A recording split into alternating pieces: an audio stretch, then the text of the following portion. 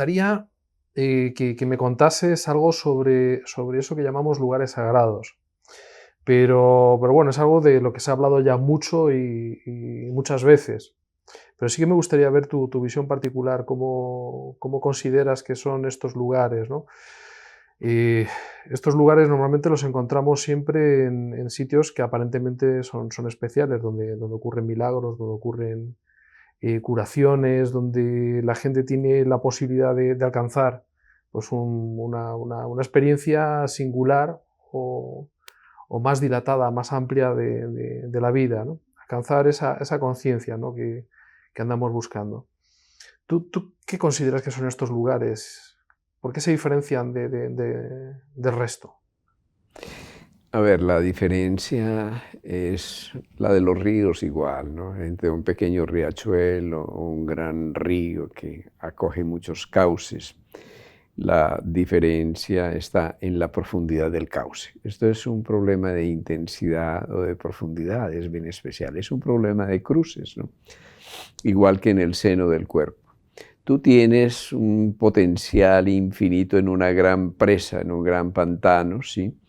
Pero cae el agua y se desborda y lo que tienes es un lodazal. Sin embargo, si tú lo encauzas en una dirección, ¿sí? Si haces una pequeña huella, pasa un poquito de agua y al cabo de 10 años va a pasar 1000 veces más agua y al cabo de un siglo posiblemente haya un gran río, ¿sí? Y al cabo de mucho tiempo, pues entonces tú vas a ver que todos esos ríos o todos esos cauces van a una sola unidad que nosotros llamamos el mar. Es la misma historia de la conciencia. Cuando nuestra conciencia individual va en una dirección, pero esa conciencia entra en resonancia con la conciencia de otros y varios van en una sola dirección, pues van ahondando la huella, el cauce. Hace algunos años nos fuimos a un lugar sagrado, yo creo que en función del número de seres humanos que reverencian ese lugar, es el lugar más sagrado de este planeta y es el monte Kailas, en los Himalayas. ¿Sí?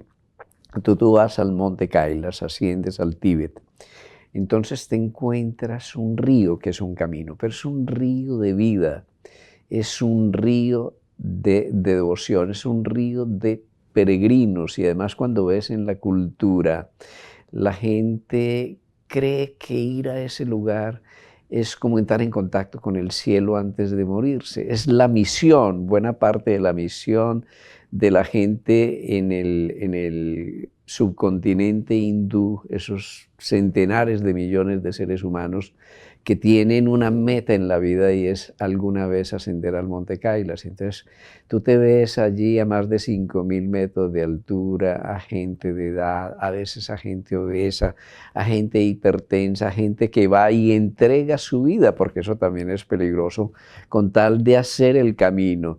Te encuentras gente caminando lentamente por días enteros, atravesando todas las dificultades climáticas y de la altura, y te encuentras gente devota, ¿sí? Que lo hace de rodillas, extendiendo luego su cuerpo como si fuera uno de estos gusanitos que se agacha a la tierra y va haciendo una reverencia cada vez, y así centímetro a centímetro va avanzando durante decenas de kilómetros para poder darle la vuelta a esa montaña sagrada y tener ese trofeo interior, digamos, esa realización interior.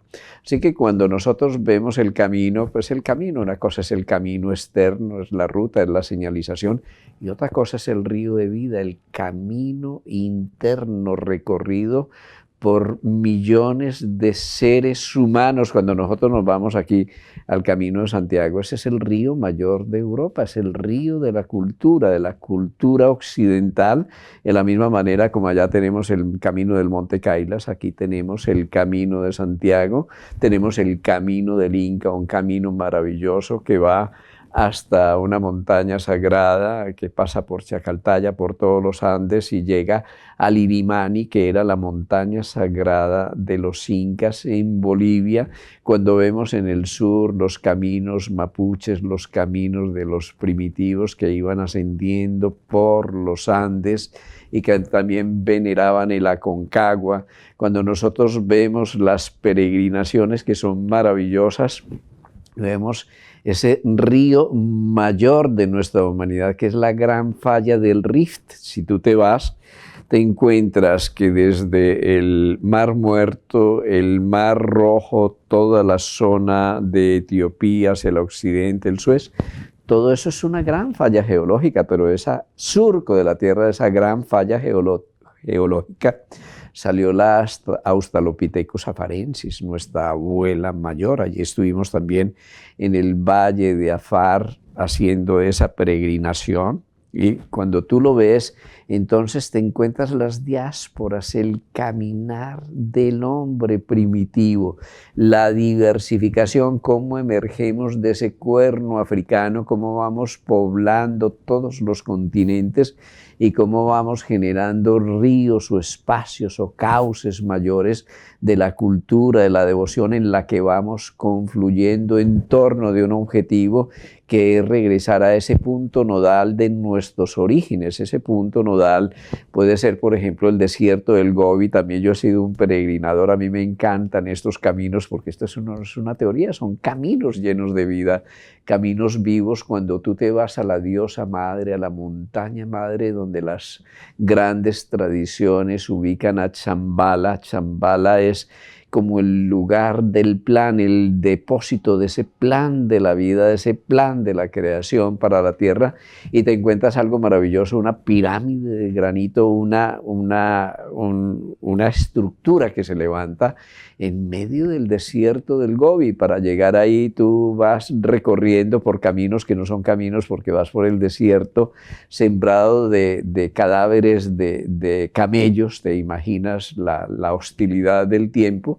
Llegas allí y allí te encuentras un templo. Es un templo de la naturaleza. Te encuentras algo así como un anfiteatro cósmico de rocas labradas por millones de años por el viento, donde tú puedes ver lo que se te ocurra ver, no hay que simplemente un poquito de imaginación, donde te encuentras algo prodigioso, agua, una cascadita en medio del Gobi, al interior de esa montaña que va fluyendo, y te encuentras también ese ambiente sagrado, ese ambiente especial en que si ya estás sensibilizado, y obviamente el desierto, el camino, la fatiga te lleva a un tal desgaste de lo físico externo que tú te entregas y te abandonas, y en ese momento extremo te vuelves sensible a ese otro tipo de energías. Digamos que esa es la historia de los templos sagrados. En algunos lugares se han plantado las catedrales y los templos, pero en última instancia son ríos de vida, de devoción, del anhelo humano de regresar a la fuente, que un día vamos de ida por la vida y nos expandimos, pero hay un día maravilloso en que tenemos la necesidad de recogernos, de caminar solos, no solos porque no haya otra gente, pero en medio de todo el gentío, el caminante del Camino de Santiago experimenta un sentimiento de profunda soledad que lo lleva a la plenitud de encontrarse consigo mismo. Así que es un camino de encuentro con nuestra propia humanidad que muchos seres humanos han seguido a través de siglos y que han ido dejando huellas. Nuestra cultura, nuestra creencia también deja huellas. Es el caso de la astrología, por ejemplo. La astrología, una cosa por el movimiento de precesión de la Tierra, la astrología externa que tenemos no es correcta, es decir, no corresponde a los datos astronómicos. Sin embargo, el que hayamos creído y practicado la astrología durante tantos años a la antigua manera, eso también ha generado una huella que determina el que la astrología tenga un poder predictivo especial. Estamos hablando de muchos lugares, y cada uno de estos lugares además tiene su propia cultura. ¿Qué importancia tiene esa cultura en esos templos? Las estupas, en las catedrales, en las mezquitas. O sea, hay muchas peregrinaciones que van a parar a un lugar. Ese lugar es muy concreto. ¿En qué se parecen y en qué se diferencian? O sea, ¿qué importa la cultura A ver, la cultura es muy importante. Yo digo que una cultura es un cultivo, ¿sí? Y ese cultivo se hace en una tierra determinada. Es bien especial porque la manera como hablas es la manera como te cultivaste, y cómo te cultivaste lo determina tu tierra, tu ambiente. Aquí, si tú te vas a Sevilla, pues los sevillanos y los de la costa no hablan como hablan los de San Sebastián, por ejemplo. Son dos culturas totalmente diferentes, y obviamente su visión del mundo, sus relaciones humanas, su visión de la economía son totalmente diferentes. Si vas a Italia, en los pequeños cantones de Italia, según la impedancia del aire, según el campo electromagnético, pues casi que se puede reconocer audiopsicofonológicamente, es decir, haciendo una medida del audiograma, se puede reconocer de dónde viene una u otra persona, según su test de escucha y según la manera como habla. Es decir, que cada uno habla, canta y danza de una manera diferente. Esa es la belleza de la diversidad, pero a esa diversidad subyace una unidad. Y esa unidad es muy sencilla, así es que la vida es un péndulo, es un devenir, es un ir y venir, todo lo que va regresa. Esta tierra es redonda, si yo arranco en línea recta, pues voy a regresar al punto de partida, todo regresa al punto de partida, y ese punto de partida representa el sendero de la iniciación, de la expansión de la conciencia, que es el sendero de regreso.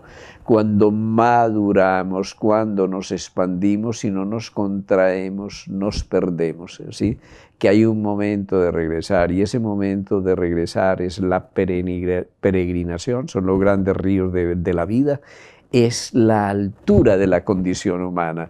Por eso, en todos los sitios en el mundo existen sitios sagrados, frecuentemente relacionados con la altura, con la montaña, pero si no está la montaña tenemos que edificar el templo, aquello que sobresalga y que representa, después de haber descendido al valle y de haber habitado la vida, el regresar a nuestra altura, a nuestra cima, para volver a ofrendarnos desde la madurez de nuestra conciencia.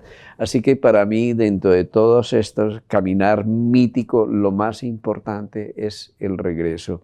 Y ese regreso es que tú regresas a ti mismo, y al regresar a ti mismo reconoces en ti al Creador. Y desde ahí das la experiencia madura del fruto de tu vida para que esa semilla se siga sembrando. Digamos que ese es más o menos el ritual, pero en todas partes está implícito. Millones de personas, unos cuantos es que es algo iniciados. que se repite, o sea, es mágico, ¿no? Sí.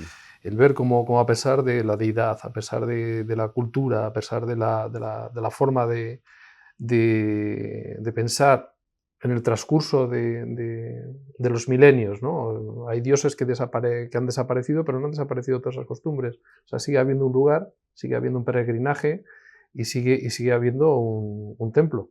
Aunque sea marcado con un círculo, sea marcado con una piedra, con una banderola simplemente en lo alto de una montaña, o eso, una catedral, o un lugar como la Meca, ¿no?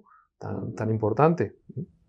Sí, mi pregunta es si pudieras estar con toda la humanidad, aunque no vayas físicamente caminando con ella, si pudieras sentir tu humanidad, si pudieras construir tu templo, aunque estés en un tugurio, no importa, ¿sí?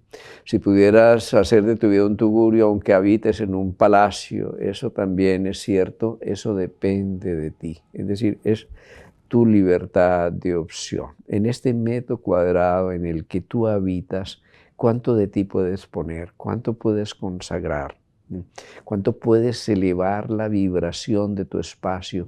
¿Cuánto puedes irradiar y expandir? Porque tú pudieras vivir una vida cuantitativa muy exitosa y tener toneladas y toneladas de cosas, digamos, toneladas de oscuridad, toneladas de carbón, o podrías simplemente construir una chispita de diamante, un patrón de ordenamiento. Ese patrón de ordenamiento, esa chispita de diamante va a valer más que todas las extensiones y las cantidades, porque es la calidad de tu ordenamiento interior. Eso es lo que vienes a hacer en la vida, ¿sí? A ordenarte, y cuando tú te ordenas es el ordenamiento también en sentido espiritual. Cuando tú te ordenas te consagras, y cuando tú te consagras tu vida se vuelve sagrada, y cuando tu vida se vuelve sagrada estás oficiando el ritual de la vida, que es el ritual del amor en el templo espacio-tiempo de la hora y aquí que tú habitas. Es lo que vinimos a hacer. En ese momento estás floreciendo, se manifiesta tu belleza, que es única. Si cada ser humano es único, no tienes que ser como nadie, dar lo mejor de ti. Y cuando das lo mejor de ti y te ordenas desde adentro, automáticamente estás iluminando tu espacio y estás despertando el potencial de otros seres humanos que vienen a dar también lo mejor de ellos. Y cuando el hombre da lo mejor de sí mismo, en ese momento podemos hablar de una genuina humanidad. Mientras tanto estamos peleando, estamos compitiendo por nuestro espacio, por nuestro tiempo, por nuestra posición, por nuestro prestigio. Eso no tiene sentido. O sea, ¿realmente nos harían falta estos lugares? A ver, yo creo que son necesarios los lugares externos, como son necesarios los países y las banderas y los ídolos a veces y los movimientos externos, pero esos son simplemente espejos para mirarnos y reconocer que todo estaba dentro, que somos templo, que somos universo, que somos la creación y que somos a imagen y semejanza del Creador. Lo que pasa es que no nos lo hemos creído todavía, ni hemos confiado en ello, entonces no hemos asumido nuestra misión. Pues muchas gracias, Jorge. A ti, muchas gracias a ti.